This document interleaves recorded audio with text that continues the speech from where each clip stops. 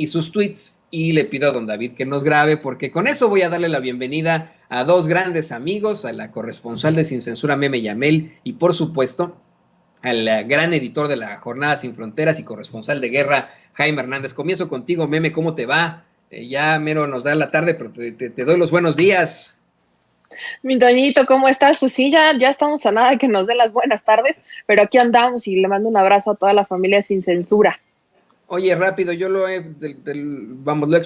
expresado aquí en Sin Censura una y otra vez en público, pero quiero hacerlo también en tu presencia y toda mi solidaridad contigo ante los constantes ataques, amenazas y por supuesto, pues ante el cuestionamiento que te hacen algunos de a veces cambiar de opinión, ¿no? Yo siempre lo he dicho, pues es de sabios equivocarse, yo también he cambiado de opinión tantas veces y bueno, tienes todo mi apoyo, qué bueno que seas parte del equipo de Sin Censura, así que bueno, todo mi cariño, querida Meme. Muchas gracias, Toñito, de verdad, muchas gracias a toda la familia de Sin Censura por todo el apoyo que siempre nos están brindando. No, pues ahí está, eres parte de esta gran familia y también te saludo a ti, Jaime, te saludo en esta muy interesante mañana con tantas declaraciones y pues con tantas tonterías que se plantean en las redes sociales, en Twitter. ¿Cómo estás, querido Toño? Aquí listo, para lo que tú me digas, le mando un saludo a Meme Yamel. Pues, ¿qué les parece que comenzamos con eso, compañeros? De hecho, le voy a pedir a doña Ceci que por favor nos ponga el clip en el que el presidente López Obrador se pitorrea de los tweets de Vicente Fox. Dice que dan risa y que no bosteza uno leyéndolos. Da un panorama al respecto para terminar diciendo que uno de los tweets más chistosones de Vicente Fox es de decir que hacen las cosas con las patas al referirse al Tren Maya, ¿no? Y pues bueno, insiste con que no le tiene odio a Fox, que más bien como que lo ve de menos al pobrecito. Vamos a ver y escuchar esta situación tan interesante y lo platicamos de vuelta con Meme Yamel y con Jaime Hernández. ¿Quieren ver cuál es su estilo? Porque no ha cambiado. Y no sé si genio, pero figura así, hasta la sepultura. Pon ayer sobre qué habló ayer o antier.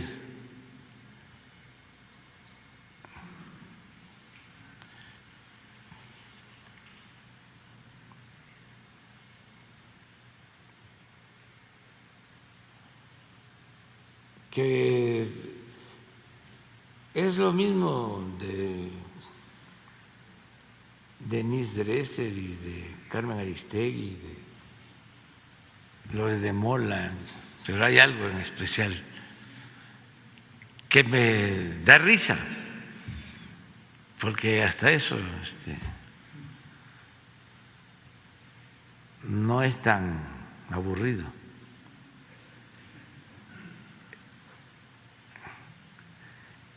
No bosteza uno leyendo sus textos.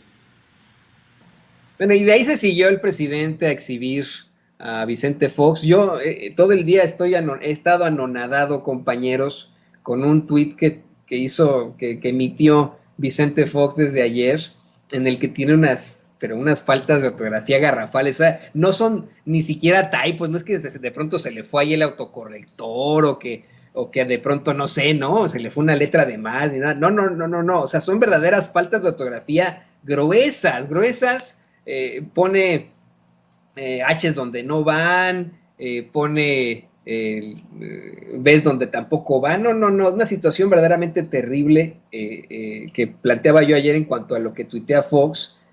Ahí estaba poniéndoselo don David en pantalla a ustedes, compañeros, y al público consentidor de Sin Censura, ¿no? Dice, le pone H a ogro, ¿no? Le pone V a vamos, ¿no? En lugar de V, no, está de locos.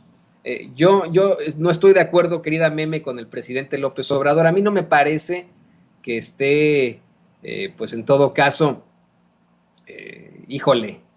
dando risa, tanta risa, que uno bostece, no deje de bostezar, más bien indignan este tipo de tweets, e indigna más esa declaración que pues algunos tendrían que avergonzarse de haber votado por Vicente Fox, ¿no?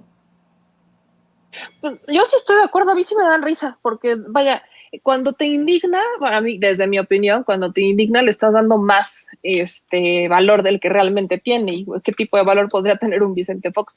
O sea, yo creo que hay que tomar las cosas de quien vienen, y el caso de Vicente Fox es así, o sea, es un señor que llegó como con la bandera de irreverente, ¿no? Que llegó como para decir, venimos a hacer las cosas distintas, y lo único que llegó a hacer fue a hablar distinto, a ponerse botas en vez de zapatito de charol, y de ahí en fuera hizo exactamente lo mismo, ¿no? Exactamente lo mismo, es un personaje que no tenía, vaya, lo que hoy podemos ya concluir de un Vicente Fox es que no tenía rumbo, no tenía ni rumbo ni destino.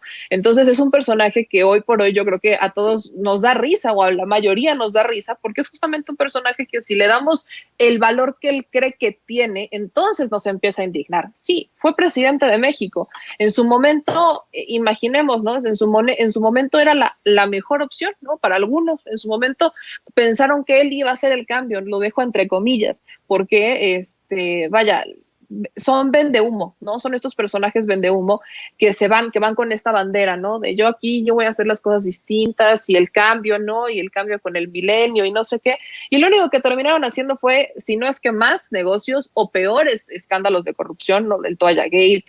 Vaya, con Vicente Fox, ya creo que a estas alturas a los mexicanos nos quedó una lección importante, de que no porque llegue con la bandera de irreverente quiere decir que necesariamente sea bueno o que sea diferente. Entonces, a mí sí me dan risa las publicaciones de Vicente Fox, porque yo no le doy más importancia de la que tiene, que es algo que él quisiera, ¿no? Como que lo ha buscado, sigue navegando con la bandera de yo fui presidente de México, y la neta es que sí, o sea, eso sí coincido, sí da pena, ¿no? Sí da pena que haya sido presidente de México, que una persona que se expresa así haya sido presidente de este país. Es algo en lo que sí uno dice, caray, como que sí estábamos muy mal, ¿no? Cuando estábamos en el 2000, como que las cosas no estaban muy bien para que se terminara votando por este señor, pero al final de todo se aprende, ¿no? De todo se aprende, y si algo nos dejó justamente una lección Vicente Fox fue en no creer en él, ¿no?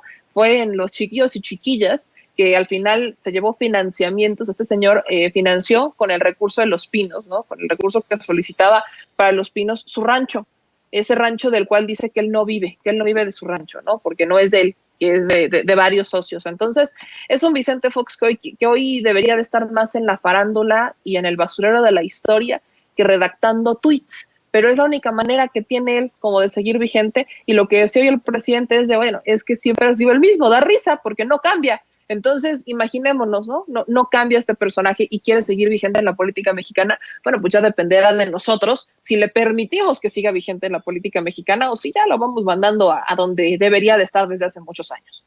Pero es que para algunos memes sí es muy vigente. Hay gente en la clase media alta y la clase alta que ven a Vicente Fox como, bueno, el mero mero, pero yo no sé qué van a pensar ellos cuando ven estos tweets en los que le pone H a ogro y B a vamos, B de burro, pues, ¿no? Es terrible. Y le pido a don David que nos grabe para hacerle el siguiente planteamiento a Jaime. Yo te quiero comentar, Jaime, le comento también a Meme, que yo soy uno de esos que pues me puede dar pena el pensar en esto de Fox, porque el haber, en algún momento, haber creído en Vicente Fox. Antes no existía en México, no existía en nuestras elecciones que los jóvenes de 17 años que ya mero cumplían 18 podían votar, ¿no? A mí me tocó justamente las elecciones del 2000 cuando yo tenía 17 años y no pude votar, pero si les soy perfectamente honestos, yo le compré la idea a Vicente Fox. Me acuerdo haber ido a un meeting del ingeniero Cuauhtémoc Cárdenas en aquel entonces, y imagínense, yo un chavillo de 17 años, y haber platicado con varios compañeros que habían ido a ese meeting, en decir, bueno, pues nos gusta más en todo caso este candidato, el ingeniero Cuauhtémoc Cárdenas, pero el único que va a poder sacar al PRI de Los Pinos es Vicente Fox, es el que está siendo apoyado por todos. Pues yo creo que habría que votar por él. Yo no voté por Fox porque no me dieron todavía la credencial de elector en ese entonces, pero lo hubiera hecho, y hoy me hubiera arrepentido muchísimo de eso. Hoy me sentiría avergonzado, me daría pena el haber votado por Vicente Fox, porque se la creímos muchos de nosotros. Ni sacó al PRI de Los Pinos ni nada. Le abrió, como nos lo comentaba ayer Paco Cruz, le abrió, de hecho, las puertas de Los Pinos al narcotráfico, ¿no? O sea, situaciones verdaderamente lamentables. Eso es lo que comentan varios periodistas con todo el rigor periodístico. ¿Tuviste siempre esta idea sobre Vicente Fox? ¿Tú también hubieras sentido algún tipo de pena en algún momento, Jaime? No, mira, yo me acuerdo ahora que estabas narrando y porque me trasladaste justamente a esos años en las que mucha gente quería creer en Vicente Fox. Yo me acuerdo que estaba en Madrid yo, basado en Madrid en aquel entonces, y me acuerdo muchísimo que en una noche de estas bohemias con Jorge Volpi y otro amigo, un diplomático, sostuvimos un acalorado debate sobre si acaso Vicente Fox era la mejor opción para México. Yo me acuerdo que Jorge Volpi, convencido, me dijo que sí, esta es la opción, necesitamos a Vicente Fox. Yo no estaba tan convencido, yo no voté y no habría votado por Vicente Fox porque me parecía poco consistente. Bueno, pero con el paso del tiempo, pues Vicente Fox demostró que mucha gente quería ser engañada. Acuérdate que en aquella época muchos creían que confundieron la modernidad con muchas cosas. Y Vicente Fox, que había sido presidente o gerente de la Coca-Cola en México, lo veían como una especie de un personaje que a lo mejor resultaba eficaz a la hora de gestionar la política, que fue un poco lo que pasó con Donald Trump. Mucha gente le dio el beneficio de la duda a Donald Trump porque dice, bueno, este hombre viene del mundo de los negocios, a lo mejor resulta más eficaz. Ese mismo planteamiento se escuchó mucho cuando Vicente Fox estaba como candidato a la presidencia.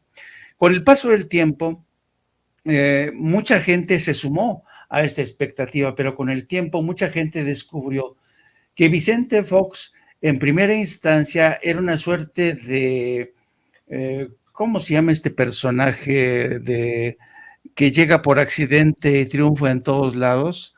Este personaje que es un actor que interpretó Tom Hanks, que resulta, ¿perdón? Ándale, exacto, Forrest Gump. Se convirtió en una especie de Forrest Gump que nadie sabía muy bien cómo había llegado, pero había llegado, ¿no? Y con un impresionante respaldo popular.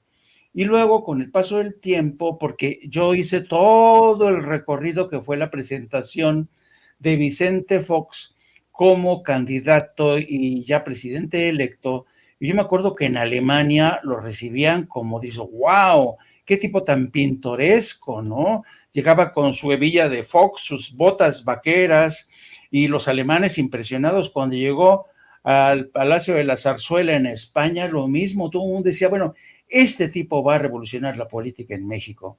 Pero luego nos dimos cuenta que en realidad él y sobre todo su esposa Marta, cuando aterrizaron, cuando llegaron a la presidencia, llegaron con el cuchillo entre los dientes, porque empezaron a justiciar y sin piedad, metieron mano en medios de comunicación, metieron mano en negocios, metieron mano en donde pudieron.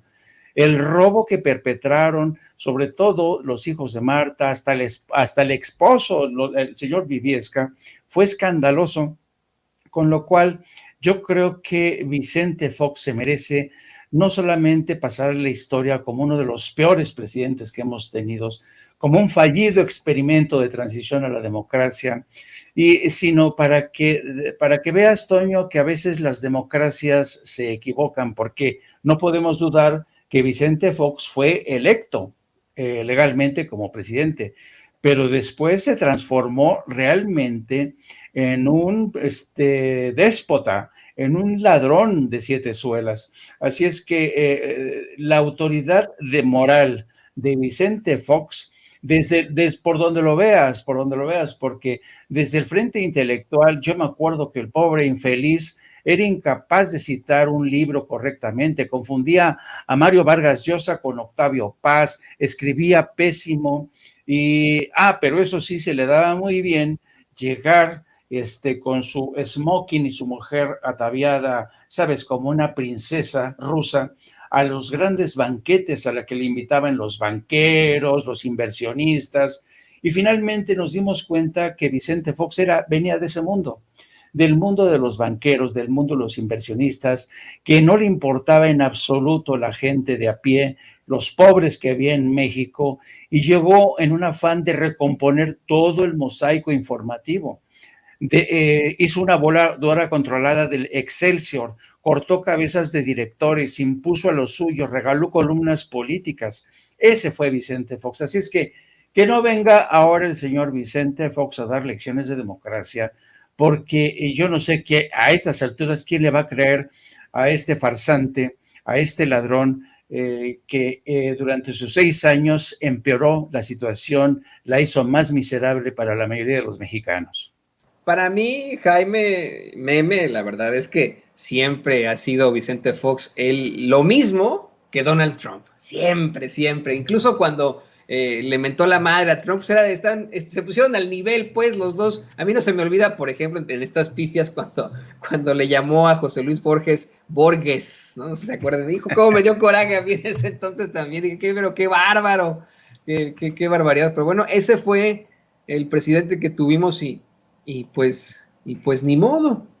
Pero fíjense, creo que hemos tenido todavía presidentes peores, ¿sí? Le pido a don David que nos grábenos por favor, don David. Fíjense, hoy en la mañanera el presidente López Obrador insistió que ahora con lo de García Luna, pues continúa callado Felipe Calderón. Y hay tantas cosas alrededor de Felipe Calderón, ¿no? Hay tantas situaciones que no nos dejan más que pensar que es tal vez el presidente más malvado y nefario que hemos tenido los mexicanos.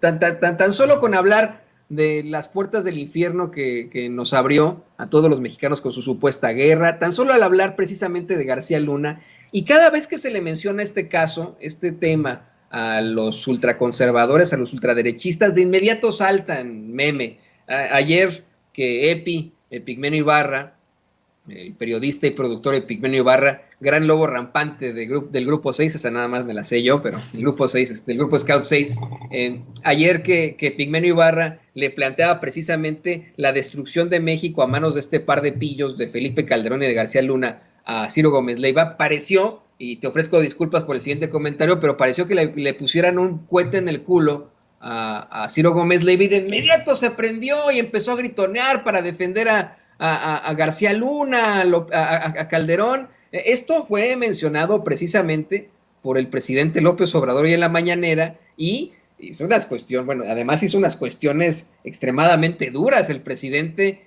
al gobierno de los Estados Unidos, el Poder Judicial acá en los Estados Unidos. Vamos a ver esta declaración que estuvo muy, muy fuerte y la comentamos en unos momentos más, compañeros.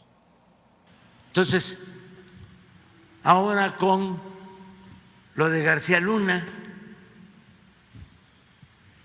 se ha quedado callado, y no solo él, sino los que lo apoyaron y trabajaron con él y le ayudaron. Me llama la atención que cuando sale el tema de García Luna, Ciro Gómez Leiva y otros se enojan. ¿Dónde está la capacidad para rectificar?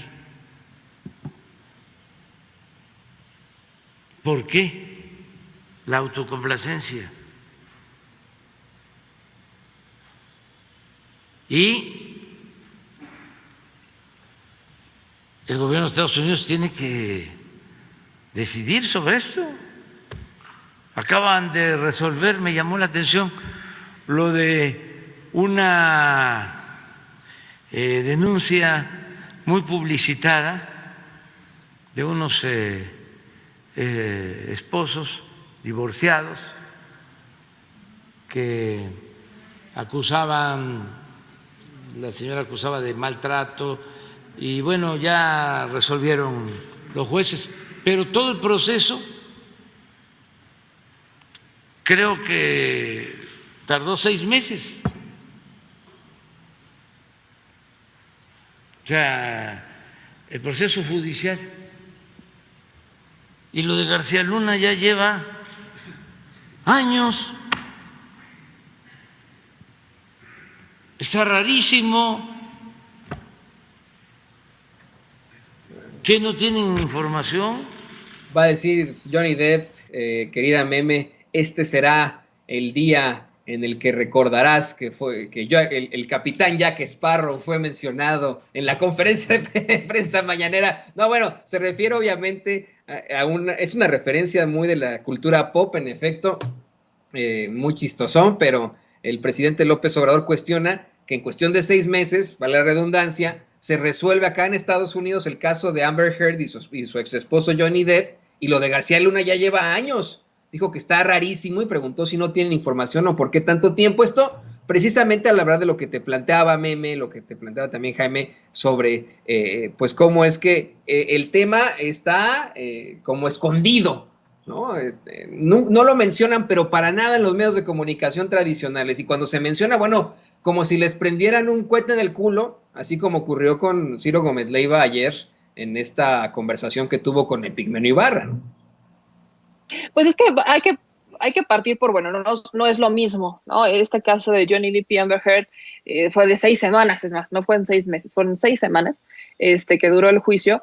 Y estamos hablando de un caso de difamación, ¿no? Que no es lo mismo a un caso de vínculos con el narcotráfico. Entonces, no es exactamente lo mismo. Yo no los valoraría igual. Pero también hay que recordarle a la audiencia el por qué se ha atrasado tanto el caso de Genaro García Luna. Porque es un hecho. O sea, el presidente tiene razón cuando dice que se ha atrasado mucho. O sea, que pasan años y siguen pasando los años y no hay mayor avance. Y es porque este es un caso muy complicado, es un caso que tiene más de 1 millón de pruebas, 1 millón de evidencia que debe de leer la defensa, ¿no? Y ahí ha habido muchos problemas porque Genaro García Luna no habla inglés y la pandemia le cayó como anillo al dedo. Entonces han estado aplazando el juicio, tanto la fiscalía como la defensa, por asuntos relacionados con las pruebas, ¿no? Que si no les han llegado, que si no las han terminado de leer, que si no tenían las herramientas en la prisión para que Genaro se pudiera comunicar con la defensa. Vaya, han sido varios, ¿no? Elementos ahí, ingredientes que han derivado en el aplazamiento de este juicio,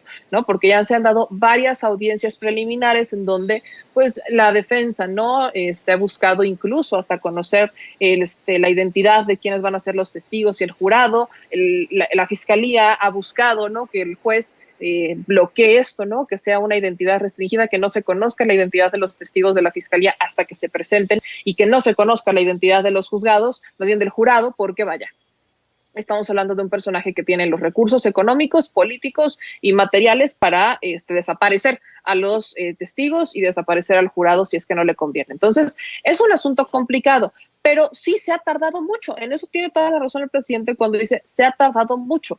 Y es que estamos hablando de un caso que muchas veces no lo toman los medios de comunicación.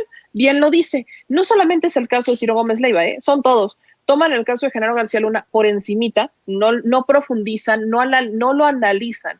Y cuando han tenido a Felipe Calderón, se lo preguntan, pero lo hacen más como por una pregunta de cuates. Entonces le preguntan a Felipe Calderón, y recordemos que esto se da cuando está promoviendo su libro, ¿no? El de Decisiones Difíciles, y Felipe Calderón no dice que tiene un capítulo en su libro en donde él hablaba de esto y que él no lo sabe, y le dan pie a Felipe Calderón de defender a Genaro García Luna y de hacer este mismo cuestionamiento. ¿Por qué hace el mismo cuestionamiento? De, bueno, si tienen tantas pruebas, ¿por qué no lo han juzgado? Solo que el caso de Felipe Calderón lo hace como para argumentar de, ven, no tienen nada en su contra y esto es como un juicio de humo. Que no se le olvide a la audiencia, que no se le olvide a la gente, que estos casos son complejos y que de no ser por el juicio del Chapo Guzmán, no estaríamos viendo el juicio de Genaro García Luna. Porque en el juicio del Chapo Guzmán, que sí tuvo varias audiencias previas, pero que el juicio fue rápido, en estas audiencias se hablaba, ¿no? Y en este juicio es cuando empiezan a salir los nombres de los expresidentes en México. Sale el nombre de Felipe Calderón, sale el nombre de Enrique Peña Nieto, sale el nombre de Genaro García Luna, o sea, salen los nombres de todos estos personajes por haber recibido dinero de el Chapo Guzmán y recibir dinero del narcotráfico.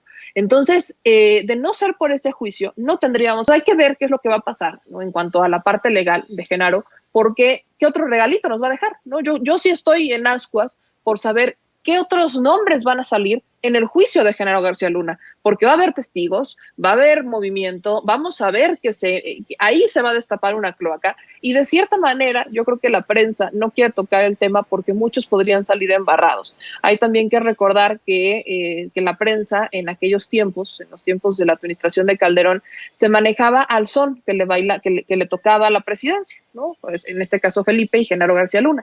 Ellos mandaban los boletines, ellos les decían a dónde ir, ¿no? Ahí está el ejemplo del caso del montaje donde participa Televisa y Loret de Mola. O sea, estamos hablando de un contexto en donde la prensa fue cómplice de una administración que armaba casos, que fabricaba detenciones o fabricaba paseos, que fabricaba criminales, y todo para proteger al cártel de Sinaloa, ¿no? O sea, hay que entenderlo, que buscaban, ¿no?, justificar la guerra contra el narcotráfico, fabricando incluso delitos, y todo lo hacían para limpiar al cártel de Sinaloa. Entonces, este juicio yo creo que nos va a dejar con muchas nuevos testimonios, con destapar una cloaca que aquí en México se quiere mantener muy calladita, y del cual, pues sí, podría haber muchos periodistas y muchos empresarios y muchos medios de comunicación en general que podrían ser hasta cómplices de estas tramas en las que participaban Felipe Calderón y Genaro García Luna para proteger al cártel de Sinaloa, en este caso al Chapo Guzmán. Entonces, esto se pone interesante, pero vaya, tiene toda la razón el presidente cuando cuestiona a la prensa tradicional por no hacer estos cuestionamientos, porque no es un asunto menor. No estamos hablando de, es que Genaro robó un chicle. No, o sea, estamos hablando del secretario de Seguridad en tiempos de guerra contra el narcotráfico, en donde justamente esa secretaría era la que más poder tenía, porque era la que llevaba la fuerza, ¿no?, del proyecto de gobierno de una administración completa. Entonces, no es un asunto menor, y yo sí creo que hay que pacientes. Ya sabemos que al menos hay 2 fechas, que es o en octubre de este año, a finales de octubre de este año, o en enero, cuando inicie el juicio en contra de Genaro García Luna, y quiero ver si la prensa se sigue quedando callada cuando estalle el juicio y cuando la prensa en Estados Unidos pues termine detonando todo lo que muchos medios de comunicación aquí quieren mantener en silencio.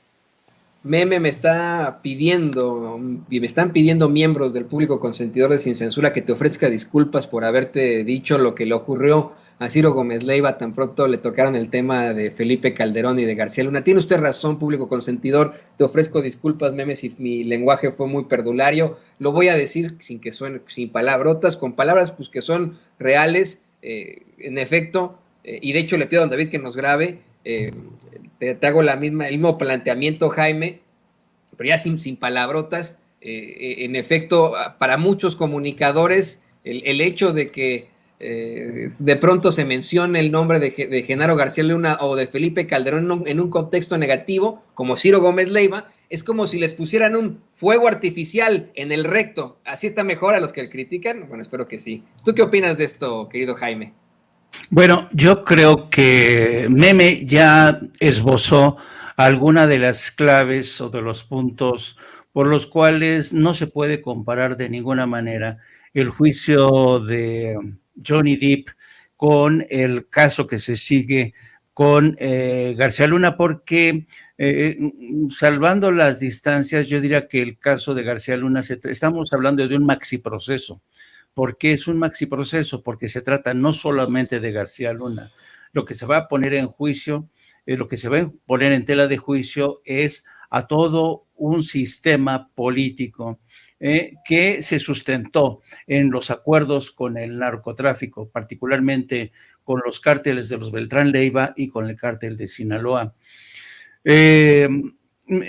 Además, mucha de la información que se va a ventilar a partir del mes de octubre, como bien dice Meme Yamel, es información que de alguna manera ya se ha ventilado a través de libros, lo que yo llamo la narcoliteratura, en donde salen las declaraciones del Vicentillo narrando cómo había los acuerdos con el gobierno de Calderón a través de García Luna. O sea, vamos a ver, va a ser una puesta a escena en que vamos a ver a los protagonistas que de alguna manera ya han salido a relucir en estos libros de narcoliteratura y en los testimonios del propio Vicentillo.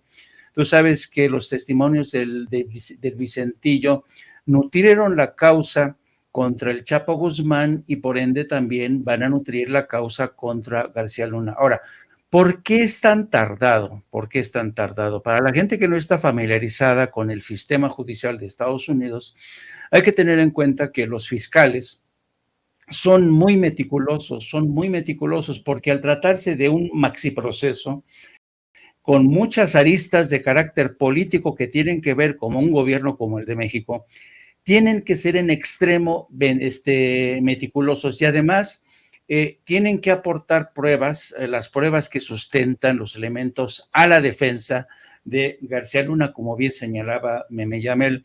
Y esto lo han retrasado el tema de la pandemia, el tema que ha dificultado, por ejemplo, entrevistar a ciertos presos que han decidido cantar en contra de García Luna para sustentar la acusación. Y luego es un trabajo, la verdad, muy engorroso porque son miles de documentos que tienen además que pasar por la traducción y tiene que ser una traducción fiel de estos documentos.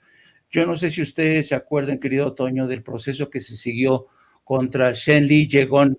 Yo seguí en las cortes de Washington y de Virginia el juicio contra Shenli Yegon, un juicio que, por cierto, levantó muchas cejas en Washington porque no entendían muy bien cuál era el motivo, por qué el gobierno de México estaba tan interesado en enjuiciar a Shenli Yegon. No entendían muy bien el entramado y tuvo muchos tropiezos ese caso. Bueno, ese juicio duró muchísimo precisamente porque los documentos que mandaba el gobierno de México o el aparato judicial de México tardaban mucho en llegar.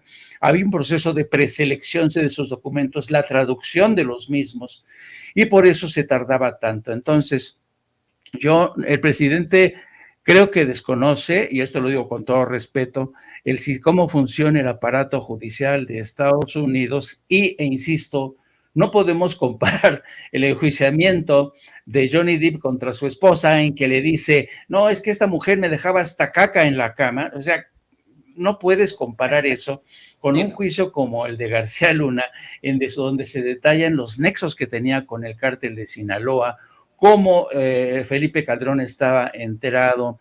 En fin, mejor esperémonos, vamos a esperarnos, porque si todo funciona como está previsto, a partir del próximo mes de octubre se va a empezar a ventilar esto y créeme, esto va a ser una continua tormenta de informaciones, de testimonios y nos va a tener bastante entretenidos.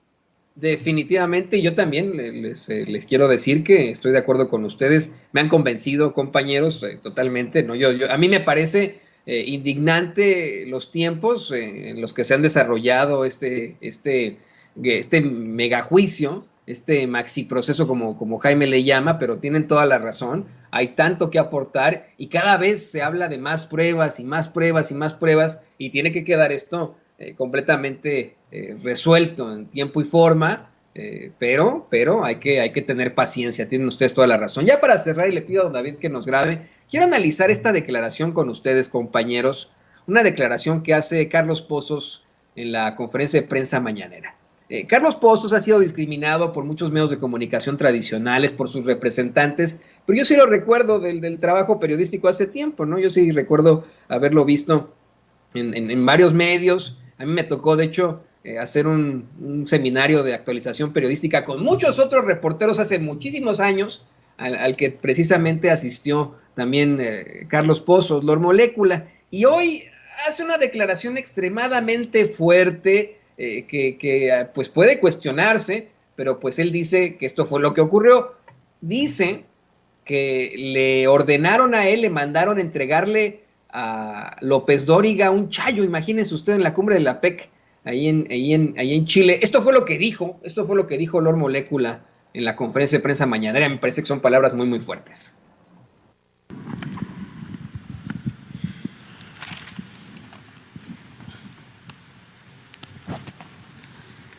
Presidente de todos los mexicanos, muy buenos días a quienes nos ven y nos escuchan, a los servidores públicos aquí presentes.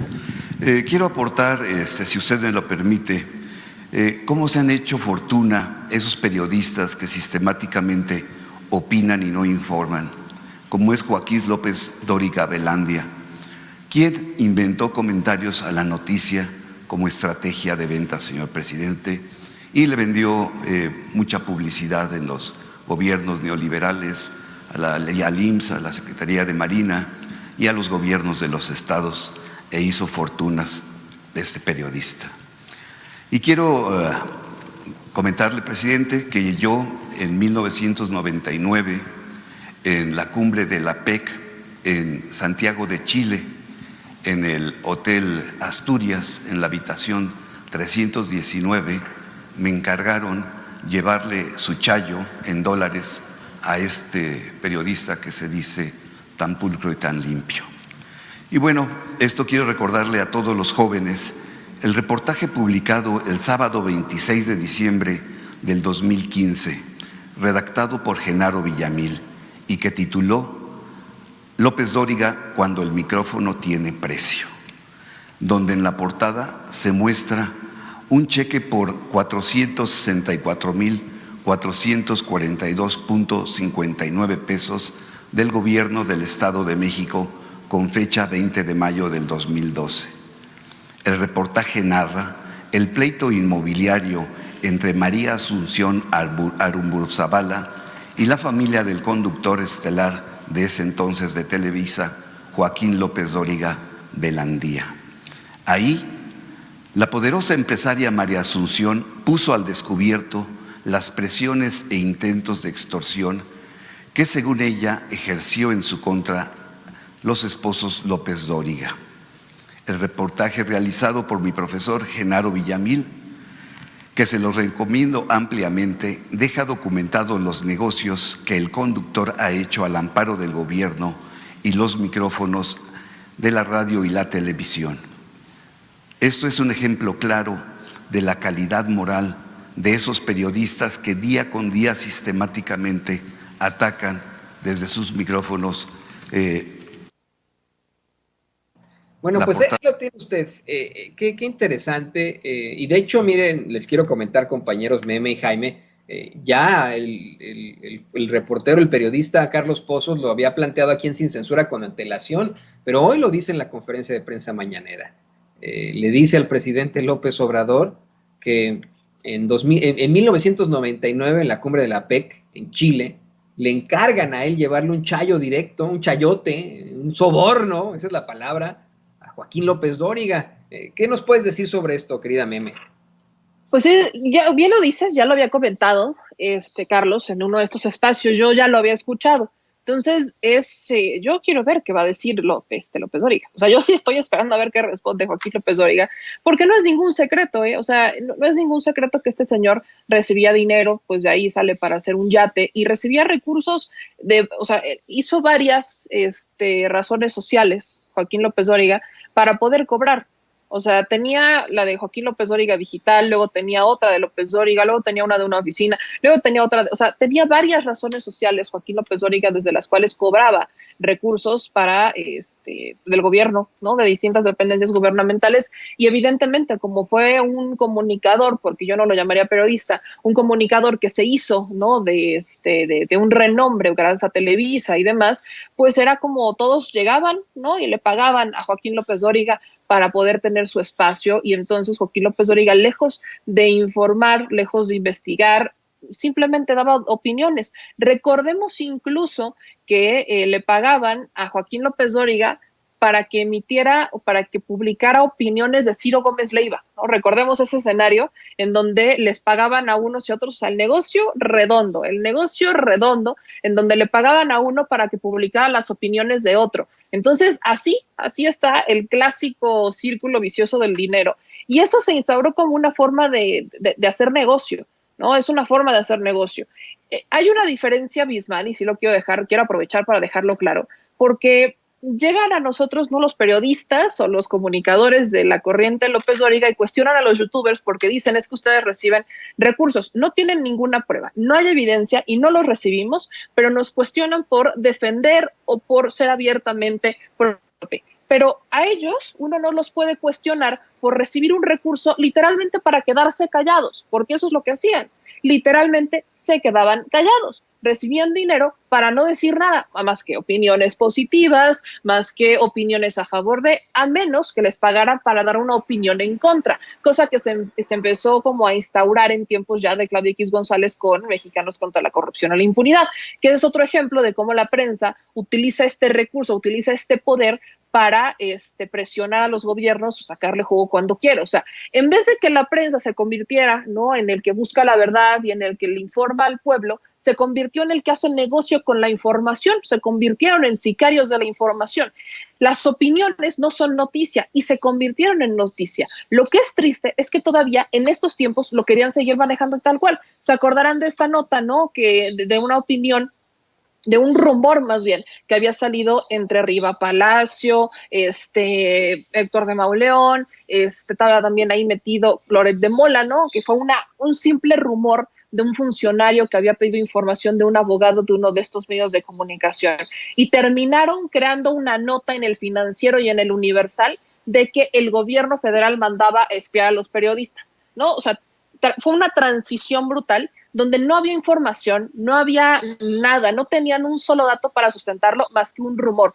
Así de mal acostumbrados estaba la prensa en este país a que sus opiniones se convirtieran en noticia, en titular de la prensa, cuando no es así. Las opiniones no tienen por qué ser noticia, ¿no? Las opiniones es para que las pongamos sobre la mesa, nos generemos un criterio, para que las analicemos, nada más, pero no se tiene por qué convertir en una noticia a menos que seas el presidente de la República. Entonces, es un cuestionamiento constante que se le hace a la prensa, y yo celebro que mi querido Lord Molécula lo haya puesto, que si a bien yo he dicho a veces no estoy de acuerdo con la forma en que hace posicionamientos Carlos Pozos, es un personaje que sabe, y también por eso le resulta incómodo a estos personajes, porque lo conocen, porque saben quién es, porque saben que sabe, ¿no?, de dónde vienen estos recursos y cómo es que la prensa en México ha construido un imperio a punta de mentiras y a punta de boletines. Y eso es algo que tiene que cambiar. Por eso viene esta transición, por eso incomodan las comunicaciones digitales, por eso incomodan las nuevas voces, por eso incomodan los nuevos espacios, porque están dándole la batalla a estos personajes que antes, ¿no?, tenían y hacían negocio con los medios de comunicación y hacían negocio con el gobierno, porque recibían recursos, y muchos hoy siguen recibiendo recursos, y hoy ya no tienen esa oportunidad, ¿no? A menos que te vayas a algún estado en donde todavía pasa esto. Pero vaya, yo me iría todavía a un punto más arriba. Hay una forma de regularlo. Yo, perdón que siga insistiendo con eso, ya tengo cansada a la gente, yo creo, con el tema, pero es la regulación de la Ley General de Comunicación Social. No, recordemos que la Suprema Corte el año pasado obliga o mandata que la Cámara de Diputados regule la Ley General de Comunicación Social, que en tiempos de Enrique Peña Nieto legalizó este tipo de, vaya, si de por sí se hacía, lo legaliza a tal modo en que los recursos se pueden entregar de forma discrecional a todo tipo de comunicadores, a la prensa, más bien, o sea, el gobierno en turno decide cómo, cuánto y a quién le entrega recursos sin que existan reglas y procedimientos a cumplirse. Lo que dice la actual Ley General de Comunicación Social es que debe de cumplirse con efectividad y eficiencia a la hora de entregarle el recurso a un medio de comunicación.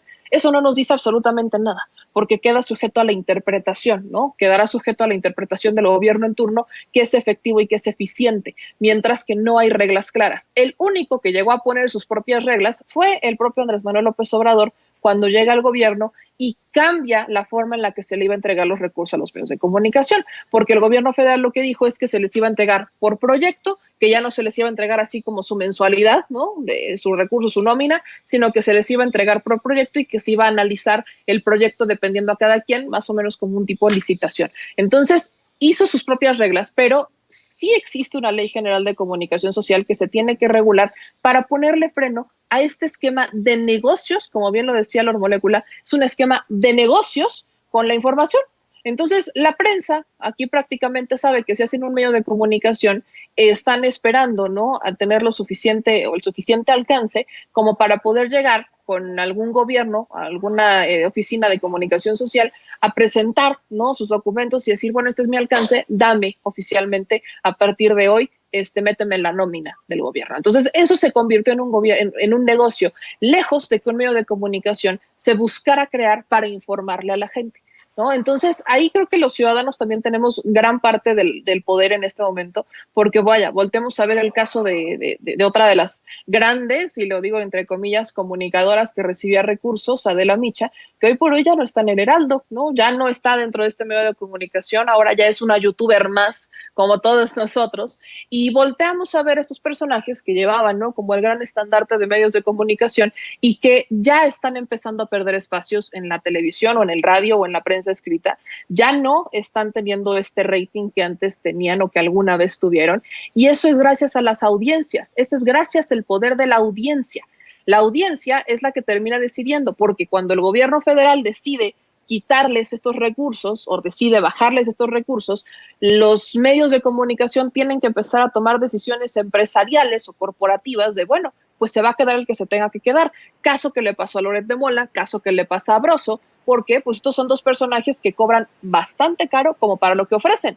Entonces, no les quedó más que a Loret de Mola y a Broso que convertirse en sicarios de políticos que crearon un medio de comunicación para golpear al gobierno en turno, porque ya no les iban a pagar lo que ellos estaban acostumbrados a que les pagaran dentro de esta prensa, porque ese recurso ya no fluye. Entonces, yo simplemente exhortaría, ¿no?, a los diputados a terminar de ponerle la cereza al pastel en esta Ley General de Comunicación Social, porque así se puede presionar a los congresos locales para que busquen una homologación y que en los gobiernos estatales donde todavía no llega esta transformación, ¿no?, en los medios donde todavía vemos que los gobiernos, ¿no?, siguen dando mucho recurso a la prensa local y que por eso la prensa local no los cuestiona, pues yo creo que solamente así es como vamos a lograr empujar un ajuste, un cambio, y que ya no sea ese chayote el que maneje la información en este país. Muy interesante lo que planteas, Meme, y por supuesto que son excelentes propuestas, no solamente son planteamientos, sino propuestas. ¿Por qué no nos compartes tus redes sociales, querida Meme, para que la gente te siga buscando, siga escuchando tus análisis, te vea en tus canales? Muchas gracias, le mando un abrazo, mi querido Jaime, que como siempre es un gusto poder compartir con él mesa y contigo, mi querido Toñito. Y bueno, ya saben que ahí me encuentran en todas las redes sociales como @memeyamelca. Ahí estamos en el Detrás de la Mañanera y despuesito de la Mañanera. Ahí estamos como que tú vas cerrando y yo voy entrando, Toñito. Y después nos vemos en Al Chile a las 9 de la noche, también en YouTube, en Facebook, en Twitter, en Twitch, en todos lados. Entonces, les mando un beso y gracias, como siempre, a toda la bonita audiencia de Sin Censura por seguir al pie del cañón y por apoyarnos siempre. Gracias a ti, Meme, y en efecto nos pasamos ahí la estafeta con mucho gusto. Y le pido a don David que nos grabe también para pedirle su conclusión al queridísimo Jaime Hernández, precisamente sobre estas declaraciones de Carlos Pozos, que yo, mire, quiero insistirle a usted que nos ve y que nos escucha, ya ni siquiera fueron sobre publicidad oficial. Habla de un chayote per se, de que él le encomendaron a él darle un chayote a López Dóriga en 1999 en Chile, imagínese usted, durante la cumbre de la PEC. Eso es lo que dice Carlos Pozos. ¿Tú qué nos puedes decir sobre esto, Jaime? Bueno, yo la verdad es que no me extraña ni me asombra la revelación, la declaración de Carlos Pozos esta mañana, durante la mañanera, porque ten en cuenta, Toño, que yo soy un periodista que ha ejercido este oficio casi durante 50 años. Así es que, digamos que he pasado tantas épocas, he desfilado durante tantas décadas durante el ejercicio de este periodismo, así es que no me gusta. Y además otra cosa, que yo trabajé con Joaquín. Yo trabajé con Joaquín cuando Joaquín era el conductor del famoso noticiero 13, del canal 13, 7 días. Y para que te des una idea realmente, porque una de las cualidades que siempre ha tenido Joaquín López Dóriga es que siempre ha sido un cínico. Joaquín es un cínico total, y él lo reconoce. Acuérdate que para entender a Joaquín hay que ver de dónde viene Joaquín. Me refiero a su cultura como periodista. Él fue el niño consentido de José López Portillo, un presidente que le llamaba el güero de cariño, un presidente que elevó los niveles de corrupción a niveles nunca antes visto. Y en aquel entonces Joaquín López Dóriga era el consentido, era el niño consentido de Joaquín López Dóriga, y por eso le dieron el noticiario en el Canal 13. Acuérdate que en aquella época, cuando López Dóriga era el conductor de 7 días, la responsable de radio, televisión y cinematografía era Margarita López Portillo, la hermana del presidente. Bueno, por un pispás, porque también Margarita López Portillo era una cosa seria.